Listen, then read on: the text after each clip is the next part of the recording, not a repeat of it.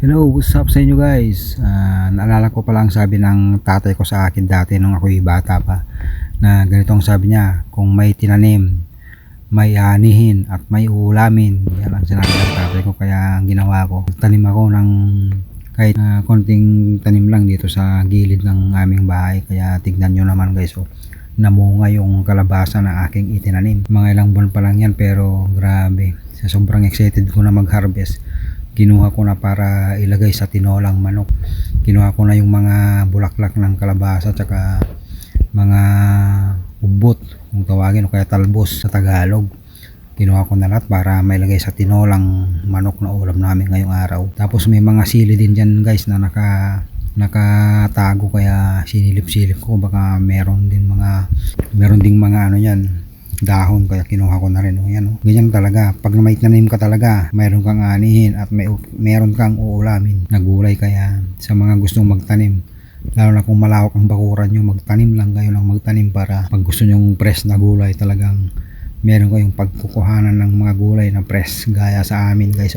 Tatlong halaman na kalabasa yan, kaso hindi pa masyadong namulaklak. Ang sarap nito sa tinola, kaya panoorin hanggang sa dulo para makita nyo kung gaano kasarap ang ulam namin na ilalagay sa tinola. Yan, nangunguha pa ako ng dyan, sili, daon ng sili, pati dyan yung mga sili yan guys, mga sili. So shout out pala sa mga nanonood ng aking video, kung saan ka mang lugar na nakita tong video na to, baka pinagtagpo talaga tong video na to para makapag-follow ka at makapag-share ka ng video na to. Kaya magtanim lang tayo para meron tayong aanihin na panglagay sa ating ulam.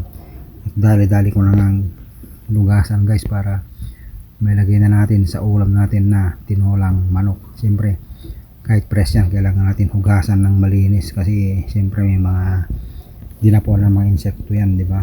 Yan medyo marami rin, kaya huwag natin magpaligoy-ligoy guys. Ilagay na natin sa tinolang manok, may sayo. Wow, grabe, sabaw pa lang nito talagang ulalam na. Diba? Fresh from the backyard. Kaya ganito lang ang buhay sa Canada guys. Pag summer talagang susulitin mo, ang ganda ng panahon, sulitin mo magtanim. Kaya yung mga mainit ang kamay na nagtatanim dyan, shout out sa inyo. Baka mga tanim nyo dyan hindi na tumubo, kaya namunga man lang, bili na lang kayo ng bagong pasibol next time. Kaya guys, ito na yun, kaya na tayo ng tinolang manok. Diba? Tara, sabayan nyo na akong humigop ng napakainit na sabaw with sayote at karne ng manok at vegetable. Let's do this!